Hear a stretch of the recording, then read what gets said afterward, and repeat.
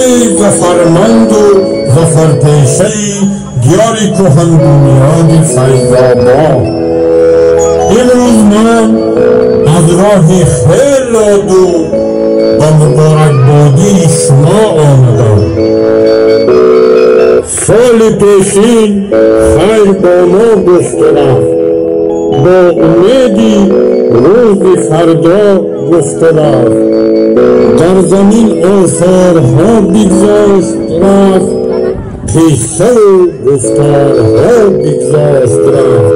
سالی نو بهرتان فرزندان این وطن، منزلی نو، قصری نو، مأوایی نو. سالی نو آرد تو را سوغایی نو، فتحی نو، شادی به همتای نو. سال نوتان مبارک باد نابرگانی عزیز.